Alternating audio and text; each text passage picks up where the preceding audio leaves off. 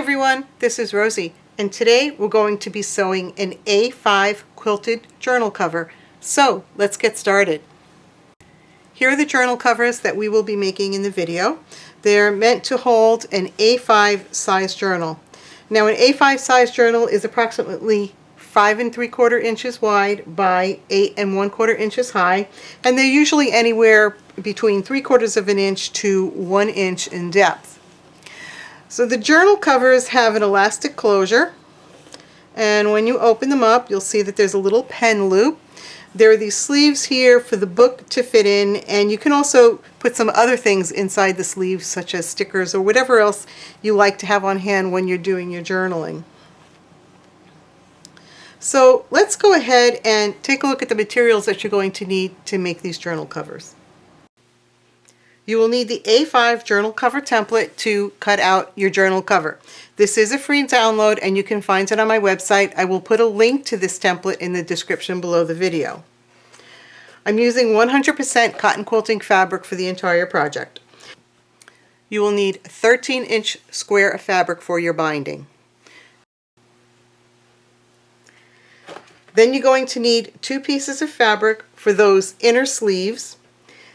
They measure 9 1/4 inches high by 8 inches wide. In addition to the 2 pieces of fabric, you also need to cut out 2 pieces of woven interfacing that are also 9 1/4 inches high by 8 inches wide.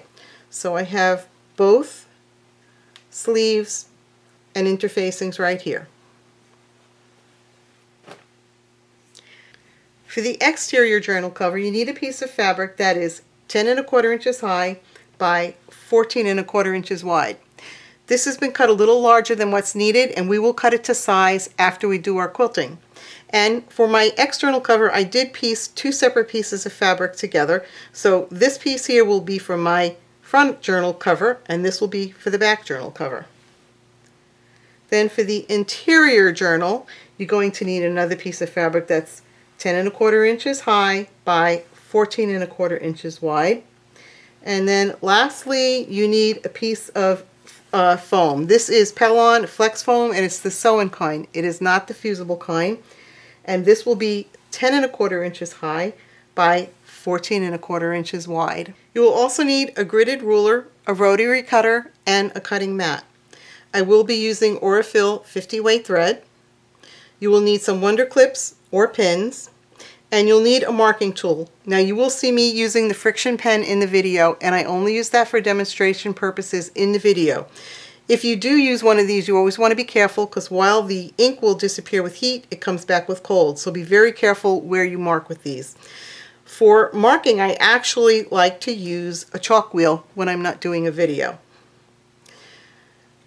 You might want to use some Steam-A-Seam 2 tape. This is optional for when we put on the binding, and it's 1/4 inches wide. And then I'm also going to be using some temporary adhesive spray. If you decide to use a temporary spray to hold your layers together, make sure that you read all of the warnings. There are warnings on both the front and the back of this can, and always use it in a well-ventilated area. But follow all the warnings on the can. And then you'll need a piece of fold-over elastic that's about 15 inches long.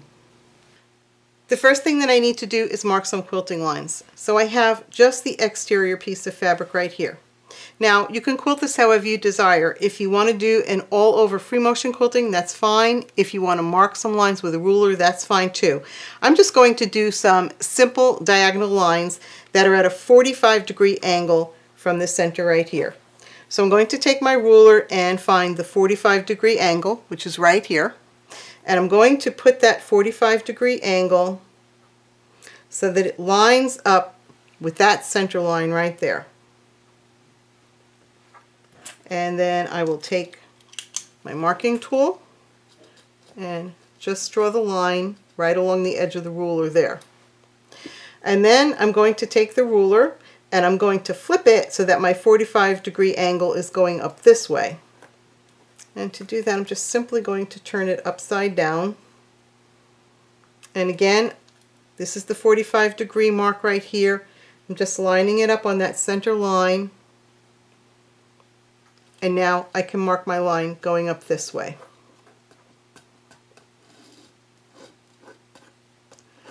So now I've established my first marks. Now rather than using the large ruler, I just have a ruler here that's 1 inch wide. I'm going to make all of these lines 1 inch apart. So you just place the edge of the ruler right where you have your first line, and now you can mark the next line 1 inch down. You also want to mark the lines up this way, making them all 1 inch apart from each other. There, we're not going to quilt because we're going to be cutting part of this off anyway.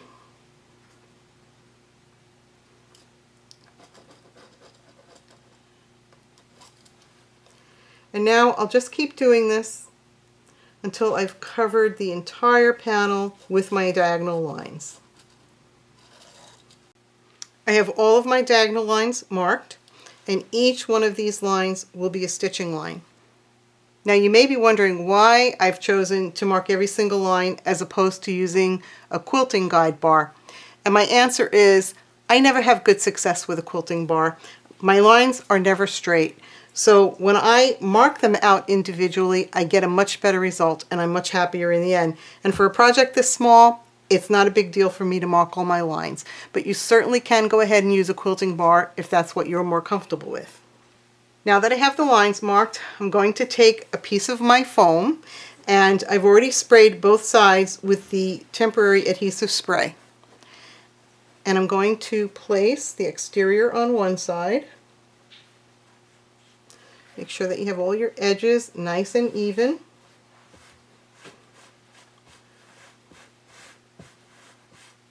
Smooth it out nicely, and then I'm going to put the interior piece on the other side. I just want to make sure everything is in the right direction, and I believe it is. So we'll put this down and smooth it out. Now when I quilt, I also like to quilt in one direction. So if I start on this side, I'm going to stitch down this line, and then I'll pivot and stitch up this line. And I will always start from this side, down and up. So in other words, whatever side I start on will always be the side I start on, and I will always sew in the same direction. I will never start on the other side and sew in the opposite direction. I'm going to be starting on the left side of the piece, and I'll just follow that line until I get to the center, and then I'm going to pivot. I'm using a stitch length of 3.5, and you do not need to backstitch. So follow along your line the best you can.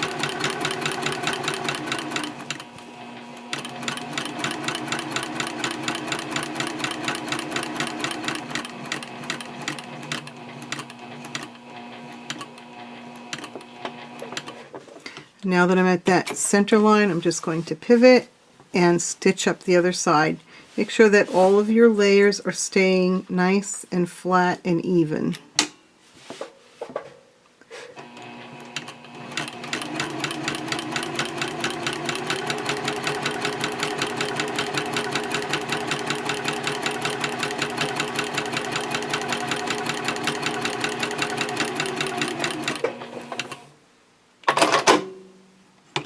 And now that I'm done with that first line, I'll go back to this side over here again, right here, and I'll stitch the line next to it.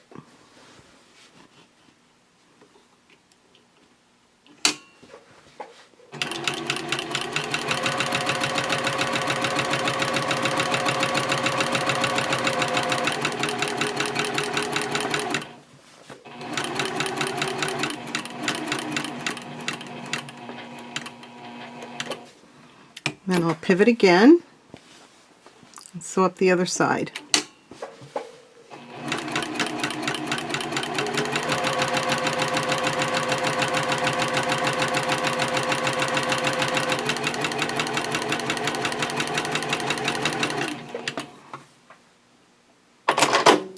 And then you just want to keep doing this until you have all of the lines on top done, and then you'll go ahead and sew all the lines on the bottom.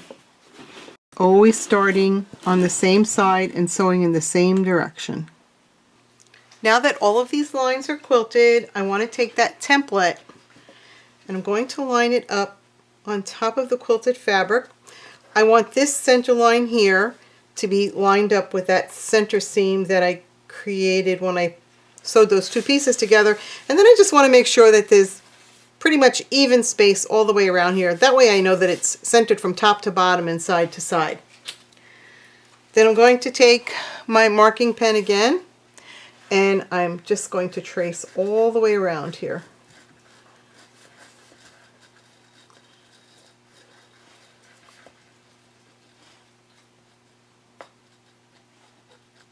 I finished tracing around the template, and as you can see, I'm going to lose part of my queue here, but that's okay because it was more important for me to have the queen right in the center of the front cover. Now we're going to go back to the machine, and we want to sew just a hair's distance away from this line that we just traced. So within the line, on this side of the line. When we do, it's going to lock all of these quilting lines in place for us. Now I'm going to do that stitching by following the line that we traced with the template. You want to stay on this side of the line, just a few hairs in from that line, and I'm going to be using a stitch length of 3.0.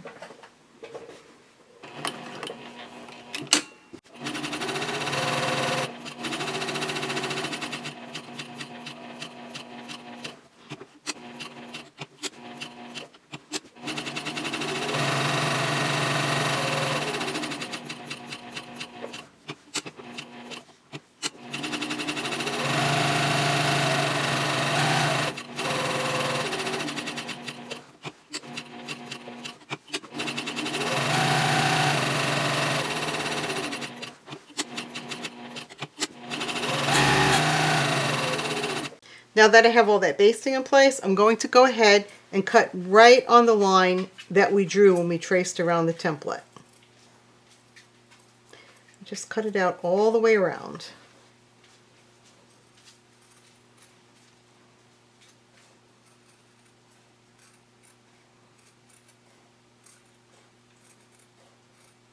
After you're done cutting out the journal cover, you want to go ahead and take the two pieces of fabric that you cut out for the inner sleeves.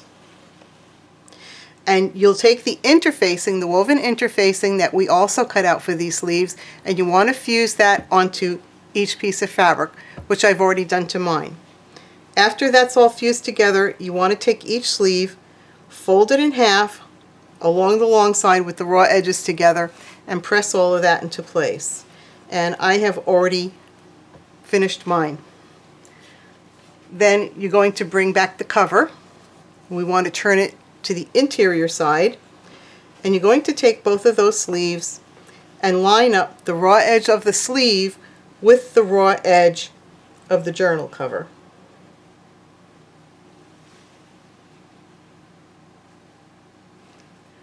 And then after you have them lined up, you're going to go ahead and clip or pin them in place. Once they're clipped into place, you can turn the journal cover over to the right side and go ahead and clip out those corners. So you just want to follow the round shape of the journal cover to clip the sharp corners of the sleeves. And you'll do this to all four corners. And then once you have all four corners rounded out on the sleeves, you want to go over to this machine and baste all around these three sides. You're going to leave the folded edges here open on both sides. I'm about to baste both of those sleeves into place. I'm using a stitch length of 3.5, and I'm only going to sew about 1/8 of an inch along the raw edges there. And I'm going to backstitch.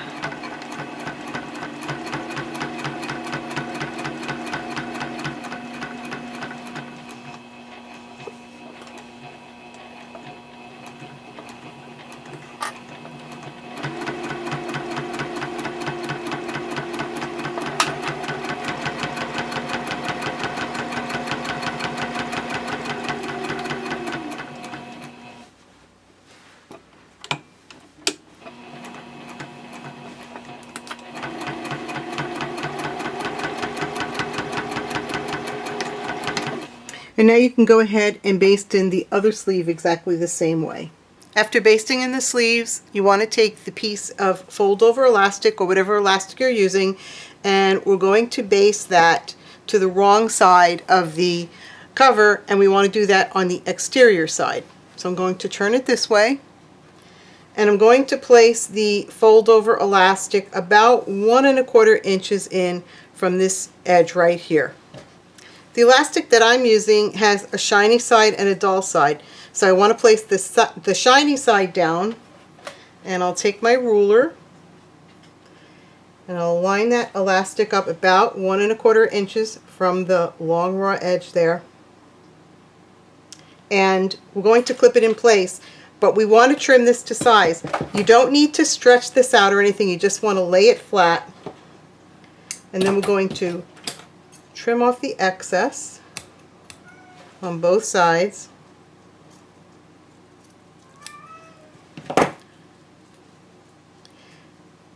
And then we can clip the elastic into place, and we'll just simply baste this onto the back of the cover with about a 1/8 inch seam.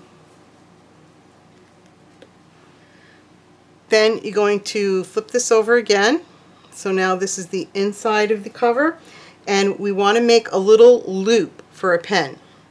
Here's the rest of that elastic. I want to cut this piece down to 3 inches, and that's a good size for the pen that I'm using. Now, you'll have to decide for whatever pen you're using how long you need to make this loop. And remember, you need to take into account that you're going to have a 1/4 inch seam here on the edge of the elastic when you put your binding in. So I'll just take that elastic now and fold it in half with those raw edges together, and I'm just going to place it in the center here of that sleeve. And then I'll go over to the machine and baste this piece of elastic in about 1/8 inch from the edge of the elastic. First, I'll baste in that piece of elastic from my pen loop, and you do want to go over this a few times. I'm going to use a stitch length of 3.0 for my basting.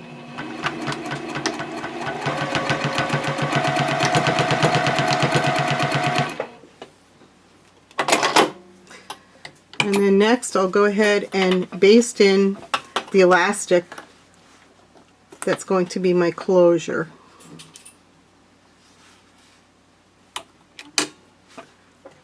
And same thing, you want to go over this a few times.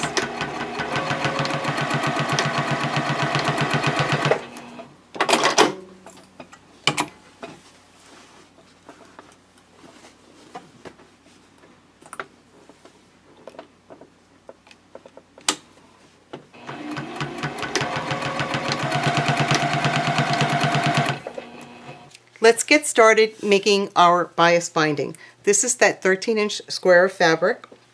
If I pull it in this direction, there's a little bit of stretch. If I pull it in this direction, there's virtually no stretch. But if I pull it diagonally this way, there's a lot of stretch, and that's our bias. So what we want to do is take a ruler, and we're going to cut a line from this corner up here all the way to this corner. So you'll just line that up with your ruler. Make sure you're right on those corners, and then we'll just cut straight across.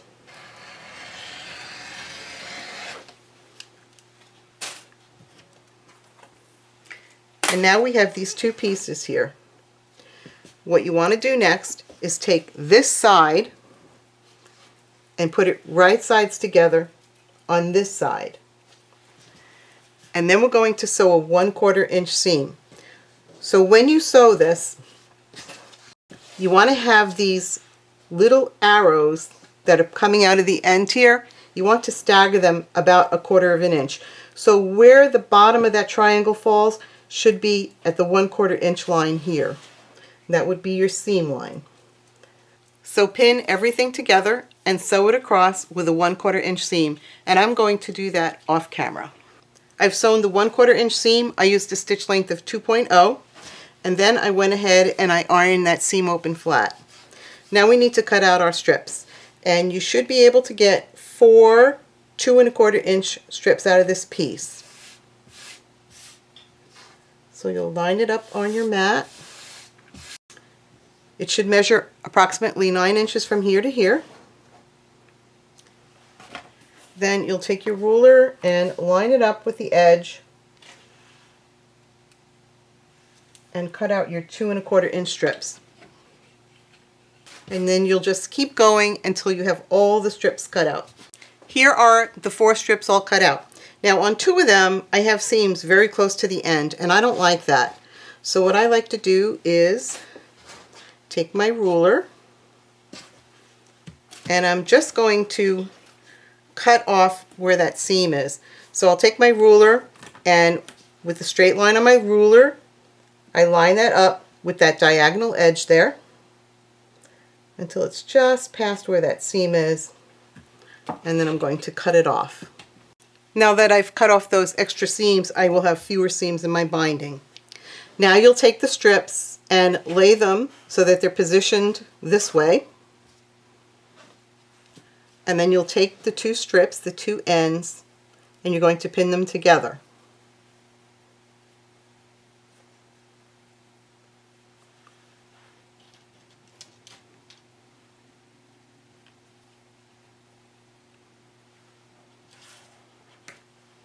And then once they're pinned, you're going to sew these together with a 1/4 inch seam and a 2.0 stitch length, and you want to have the little triangle here sticking out so that the bottom of that little triangle is even with the 1/4 inch seam. And you'll sew all the strips together in exactly the same way.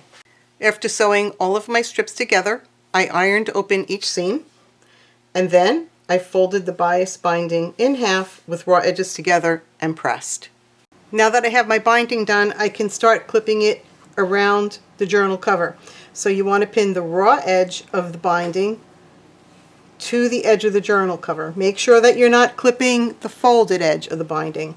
And you want to leave yourself a good tail, about this much. And I like to start my sewing right around here. And you'll clip this all on. Now because you have made bias binding, you should be able to turn around this curve here very nicely. Just make sure that all of those edges are nice and even, and then just clip all the way around here.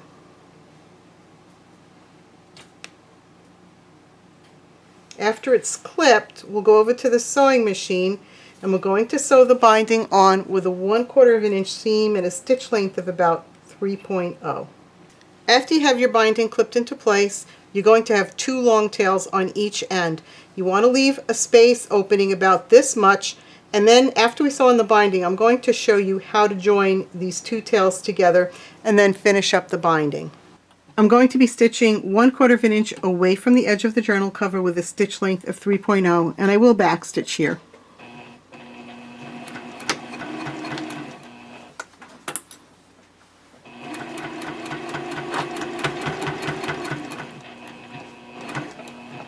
Now it can be helpful to have some type of tool. You can actually use your seam ripper or a tool like this called a stiletto just to hold that binding in place as you go. Just make sure that you don't sew over it.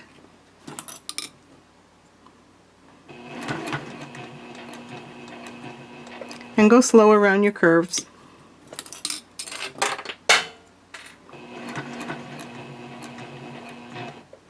If you need to pivot, you can stop and pivot a little bit.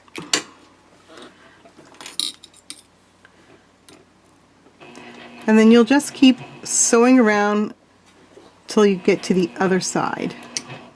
Now I'm sewing the binding on the other side of the journal, and I'm coming around to that last corner.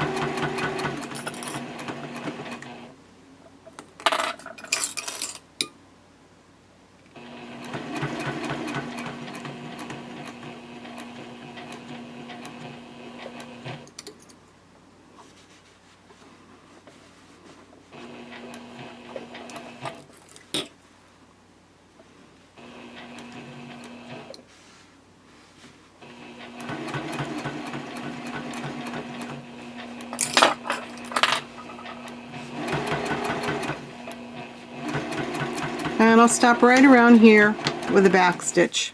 Now to join the 2 ends of the binding together, you want to, somewhere in the middle of this opening, fold back that binding and press it in place. I've already done that to mine. Then you'll take the second piece, fold it back so that the two folded edges are butting together, and press. Then I take a ruler.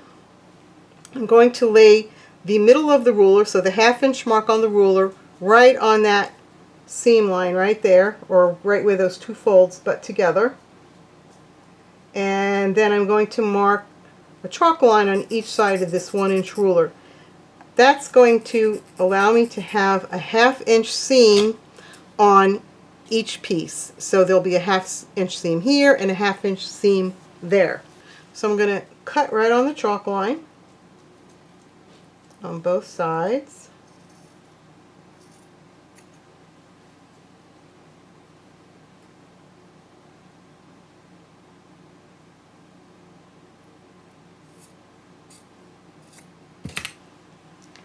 And then I can open both of these binding pieces and pin them or clip them right sides together and sew them together with a 1/2 inch seam. So now that I have these clipped together, I'll just go ahead and sew right across here with a 1/2 inch seam, and I'm going to do that off camera. Now that I have the two ends of the binding sewn together with the 1/2 inch seam, I'm just going to open that seam up and I'll fold the raw edges of the binding back together again, and now I can continue sewing across the binding to close that opening. Now we need to turn the binding around to the interior side of the journal cover and stitch it down. There are a couple of ways to do this. The way I prefer to do it is to use some Steam-A-Seam 2 tape. It's 1/4 of an inch wide, and I'll place a strip along each of the 4 straight edges. I don't put any on the curves. And since it's 1/4 of an inch wide, I just line it up right on the edge of those 4 edges and I press it into place. Once you have it all pressed into place, you can go ahead and take off the paper to expose the other side of the adhesive. So you'll do that all the way around. And then I take the binding and I place the folded edge just slightly below where I have that tape, and then I press all of the binding into place. And then what I like to do is actually hand stitch everything together. I don't like to machine stitch it. Now, if you do machine stitch it, what you want to do is get everything in place, either with Steam-A-Seam or hold it with clips, whatever you prefer. And then what I like to do is stitch right in the ditch along the binding on the right side. And then that will catch the binding on this side. But again, my personal preference is always to put this in place with a Steam-A-Seam. It just makes it easier to sew without clips in the way. And then I hand stitch it. For the corners here, I just like to press the corners down, and then you're just going to gently fold the binding around those corners, and it should shape around very nicely because we did cut it on the bias. So go ahead and finish your binding with your preferred method, and then you'll basically be done with your journal cover. And here are our finished journal covers. I do hope that you have fun making these, and please don't forget that there is that free template for you to download off of my website, which is rosiesartstudio.com. I want to thank everybody for watching, and I would like to sincerely thank everyone who has supported me by liking my videos and subscribing to my channel. And if you're not already a subscriber, I would love to have you as one. So please like and subscribe.